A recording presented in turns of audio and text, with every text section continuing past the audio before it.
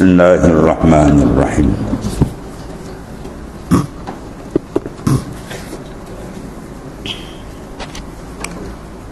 Qala mu'arif rahimahullah bab ma jaa fi man zara qauman la yusalli bihim. Situ. Ini satu bab datang ni menyatakan mereka yang ziarah ia akan satu kaum tiada ia sembahyang dengan mereka. Yang jangan sembahyang dengan mereka itu jadi imam, itu maksudnya. Ya. Dia datang satu kaum tempat kampung orang kan, dia lah jadi imam. Dia jangan jadi imam. Kecuali kalau diizin itu lain lah. Mungkin itu kampung anak murid, yang ini guru dia menghormati. Tapi kalau dia nak duduk imam tak ada masalah. Tapi segi adab elok itulah. Maknanya hak dia itu sebenarnya.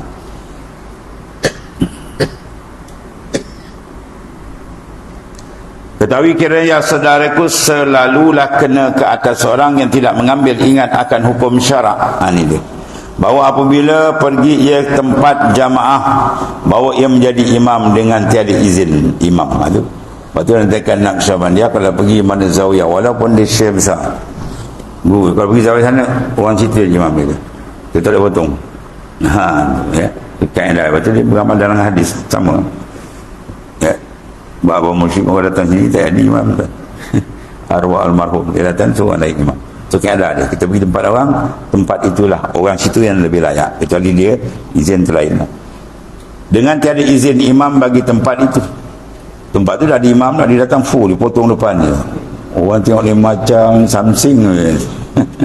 Ya, jadi orang tempat tu suruh dia pergi, baru dia pergilah. Dengan tiada izin imam bagi tempat atau izin orang-orang jemaah tadi, ya. Maka demikian itu ditegah akan dia oleh syarat jika orang itu datang terlebih fiqah dan lebih qari sekali pun. Ya, yang mana dia hebat segi bacaannya, segi keilmuannya, ya. Jadi maknanya tu hak orang tu, jangan rampas tu hak dia. Tapi biasanya kalau kita lah tu datang takkan kita duduk depan gitu, tak sedap kan, itu soal lain. Tapi kalau dia duduk depan tak ada salah. Memang hukum ni tu tempat dia, tu hak dia. Dikeluarkan oleh Tirmizi dengan bunyinya, ya. An Abi Atiyah qal kana Malik ibnu Khuwairis yatina fi musallana yatahaddasu fa hadaratis salah yawman faqulna lahu taqaddam, ya, faqal ya liyataqaddam ba'dukum hatta uhaddisakum lima la ataqaddam sami'tu Rasulullah sallallahu alaihi wasallam yaqul man zara qauman fala ya ummahum wal ya ummahum rajulun minhum. Diriwayatkan daripada Abi Atiyah, katanya adalah seorang sahabat Rasulullah sallallahu alaihi wasallam, namanya Malik bin Khuwairis. Datang ia akan kami pada tempat semayang kami. Berbual-bualah, dia berbual di madrasah tu ataupun di masjid atau musalla, dan bercakap-cakap perkara agama, bersukun hukum hakam dan sebagainya. Maka pada satu hari datanglah masa dengan masa sembahyang. Tiba-tiba dia berbual pun masa waktu sembahyang. Lalu kata Atiyah, maka datang waktu sembahyang pada satu hari. Maka bersabdalah kami, maka bersedialah kami sembahyang berjamaah, dan berhajat kami akan seorang menjadi imam. Maka kata kami bagi Malik ibnu Khuwairis, marilah tuan hamba, maknanya fadal ke depanlah menjadi imam kami sekalian yang hadir ini. Apabila didengar Malik akan suruh, ya, kami demikian itu, ia pun enggan. Yang dia tak mau jadi imam begini. Ia enggan daripada mara ke hadapan menjadi imam. Kita pula bergebuk jadi imam. Berdesuk dia begini kan. Waktu baca pula lah macam-macam. Makmum dengar bersengal dia. Macam-macam bunyi kan.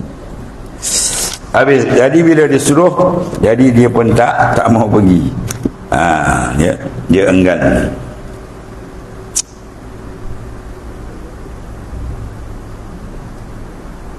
Dia pun enggan daripada mara ke hadapan menjadi imam kerana diketahui akan tegar demikian itu daripada Rasulullah SAW. Kena ada pengetahuan, kepahaman yang dia dah dapat cara baginda SAW mengolah benda seumpama ini. Dan enggan serta tahu akan tegar itu tiada didiamkannya, bahkan dikeluarkan. Dia tahu benda tu tak disenyap saja, dia terus memberi keterangan daripada apa yang dipaham daripada Rasulullah SAW. Ya. Kemudian kata Ibnu Atiyah, maka kata Malik Ibnu Huwairis, hendaklah mara ke hadapan oleh setengah orang daripada kamu. Ini kelangan kamu sendiri ke depan ni. Ya, taqaddam ba'dukum hatta uhaddisakum lima la ataqaddam. Pergi, nanti aku cerita sebab apa aku tak pergi ke depan. Maka kata Malik, hendaklah mara ke hadapan oleh setengah orang dari kamu yang mempunyai tempat. Mana tuan tempat ni, orang kampung, supaya aku khabarkan pada kamu mengapa tidak aku mau mara ke hadapan menjadi imam. Ya Allah, pergi dulu depan, kalau cerita amanah gitu. Jangan kamu sekarang tidak ketahui, kata. Sebab aku tak jadi ni pun ada hukum, ada pendedahan yang telah didapat daripada Rasulullah SAW. Habis itu, jadi aku akan ceritakan apa sebab yang aku tidak mara ke hadapan jadi imam. Jangan kamu tidak mengetahui gitu. Kemudian sami'tu Rasulullah SAW yaqul, sebenarnya aku telah mendengar Rasulullah SAW bersabda, man zara qauman fala ya ummu wal ya ummuhum rajulun minhum. Nabi larang tu. Ya, man zara qauman, barang siapa yang ziarah satu kaum, fala ya ummahum amma ya ummu, fala ya ummahum, maka jangan dia menjadi imam akan mereka itu. Sebaliknya, wal ya ummahum rajulun minhum.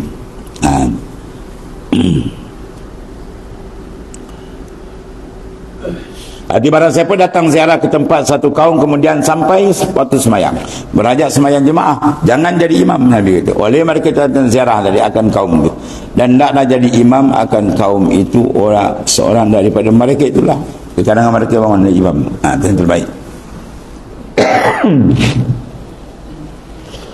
Kata satu ulama dijawab dengan ilmu nahu, dan orang tu jadi imam, dia kata apa, bila mungkin didatangkan dengan domir muttasil, maka jangan datangkan dengan domir munfasil. Faham domir muttasil? Domir yang berhubung. Ya.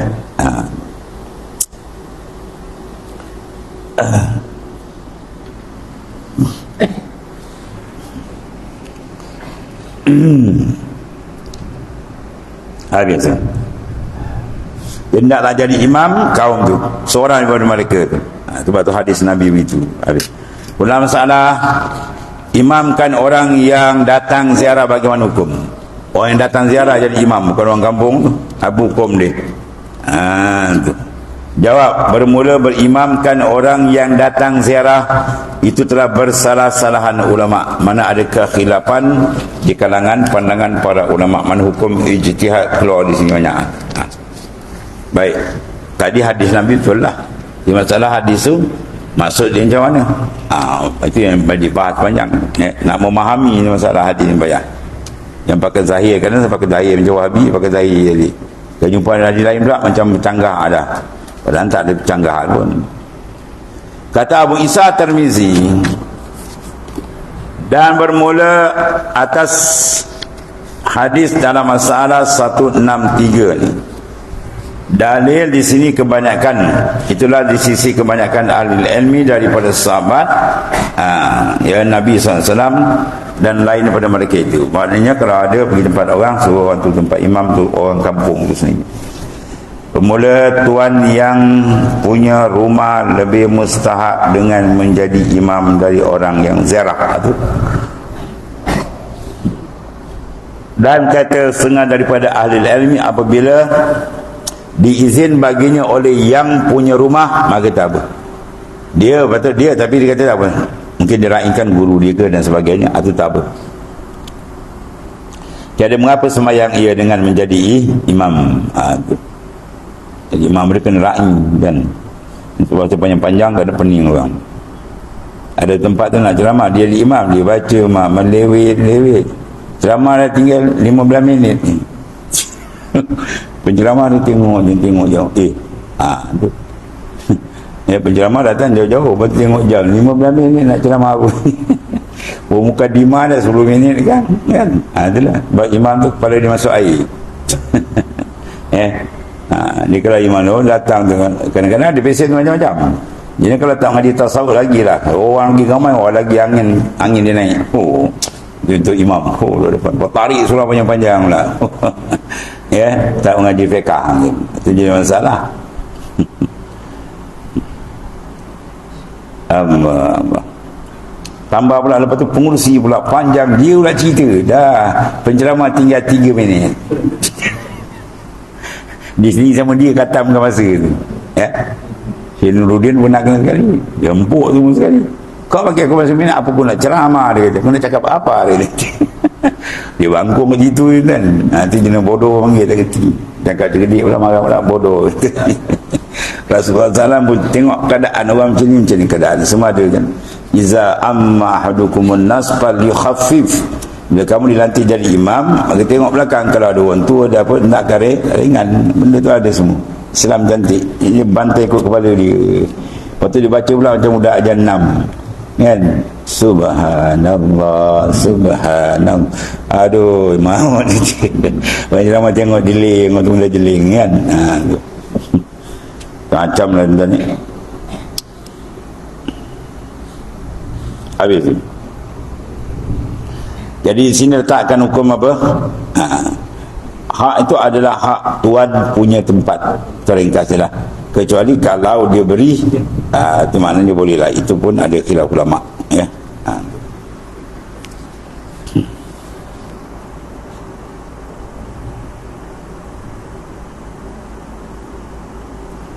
Dia telah bermula tuan yang punya rumah lebih mustahak menjadi imam daripada orang yang ziarah. Dan kata setengah daripada ahli ilmu pula, mana ijtihad tu, apabila diizinkan baginya oleh orang yang punya rumah, maka tiada mengapa sembahyang ia dengan menjadi imam, boleh. Dan kata Isa dengan hadis Malik Ibnu Huwairis telah menguat ia akan makruh menjadi imam pada orang yang datang ziarah di rumah orang.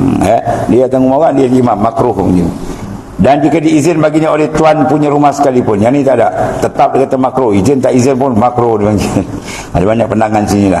Dan katanya, dan begitu juga ditegah jadi imam dalam masjid oleh orang yang datang ziarah, bahkan segianya dikatakan kepada orang tempat masjid itu, hendaklah seorang daripada mereka itu menjadi imam. Walaupun itu orang guru besar kan, datang itu tu, tempat tu dia silakan dia. Tapi kalau imam pula dah tengok tubuh besar, dia tak wanjil imam. Dia suruh juga orang. Itu maknanya faham-faham dia lah kan. Siapa yang naik tak ada masalah. Dan bagi memuaskan hati lagi pada masalah ini, lihat masalah 247 juzuk yang kedua bagi kitab ini. Itu di antara susunan dia lah. Kemudian satu lagi masalah 165. Imam tidak kari pap je kan. Yakni jikalau tuan punya rumah atau sultan tidak qari, yakni tidak betul bacaan yang memadai dalam sembahyang, dan yang ziarah datang ziarah tu qari, maka jadi imamkah juga sultan atau tuan punya rumah kerana perintahnya dan miliknya? Jawab, telah berkata Imam Asy-Syafi'i dalam Al-Um, dan tiada harus bagi orang yang berkuasa dan tuan punya rumah bahawa menjadi imam ia hingga bahawa adalah ia betul bacaannya.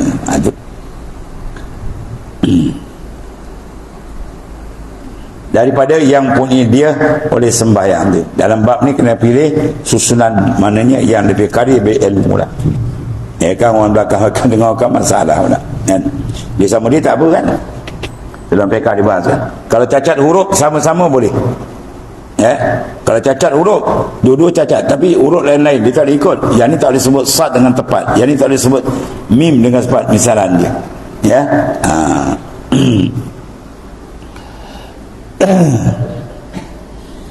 Pak Jawa disebut apa kan?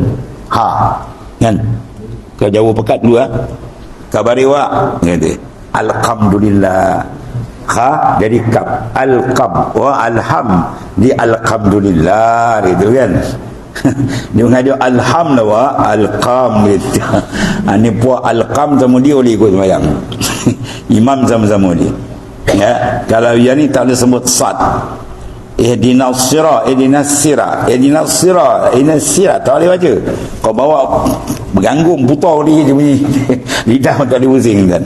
3 guru dia belajar, maka dia sama dia boleh. Ya, sama dia boleh. Tapi kalau yang lain tadi, tiba-tiba datang qari, qari kena depankan. Ya, bacaan yang tepat tak ada. Dia tak boleh duduk belakang. Tapi Imam Syafi'i kata kalau begini keadaan dia, dulukan orang yang baik bacaan daripada yang sebaliknya. Dan semayang orang di belakangnya daripada mereka yang betul bacaannya batal dan tiada terpakai semayangnya. Orang tadi itu dia tak boleh sebab dia dah belajar, maka dimaaf untuk dia. Yang sini pula memang dia boleh, kenapa dia duduk belakang? Dia kena duduk depan. Ya, itu maknanya. Sebab tu imam-imam yang nak jadi imam semua apa? Dia orang dipanggil jawab agama, dia test semua bacaan. Ya betul-betul semua baru dia lepas. Aku tidak akan nyanyi pula. Ya. Bahkan kalau ada orang mengadu dia kena panggil tu. Ya, orang akan panggil dia test balik kata betul. Kadang-kadang dia dah apa? Dia berubah kan. Gigi pasu hilang. Dah baca dah boleh bismillah bismillah kan, dah teruk now pun. Tak boleh tukar orang lain je lah. Ya, kena tukar orang lain. Sebab ini bukan masalah ya benda-benda main-main, bukan makanan tak apa, masih sikit ketawa.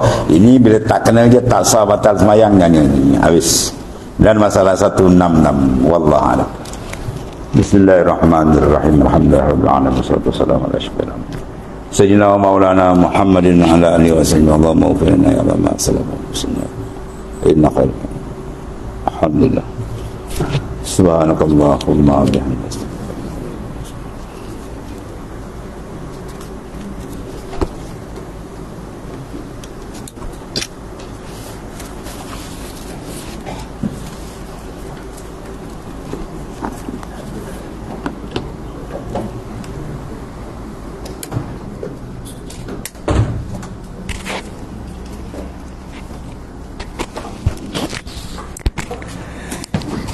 Ya Rabbi.